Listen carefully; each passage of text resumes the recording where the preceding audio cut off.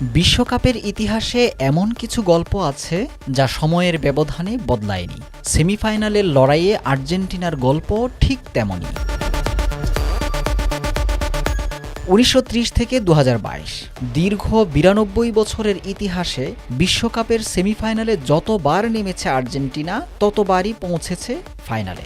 যুক্তরাষ্ট্র, Belgium, Italy, Netherlands, Croatia কেউ থামাতে পারেনি তাদের।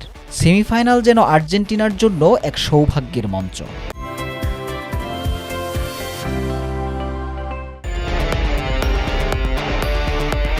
১৯৩০ সালে প্রথম বিশ্বকাপের সেমিতে যুক্তরাষ্ট্রকে ৬-১ গোলে পরাজিত করে আর্জেন্টিনা। এরপর ১৯৮৬ সালে বেলজিয়ামকে ২-০ গোলে, ১৯৯০ সালে ইতালিকে টাইব্রেকারে ৪-৩ ব্যবধানে, ২০১৪ সালে নেদারল্যান্ডসকে টাইব্রেকারে ৪-২ ব্যবধানে এবং ২০২২ সালে ক্রোয়েশিয়াকে ৩-০ গোলে হারিয়ে ফাইনাল নিশ্চিত করে Albiceleste.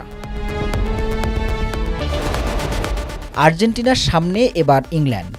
Harry Kane, Jude Bellingham, Bukayo সাকাদের স্বপ্ন অনেক বড়।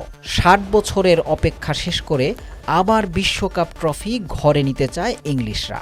অন্যদিকে লিওনেল মেসির সামনে শিরোপা ধরে রাখার মিশন।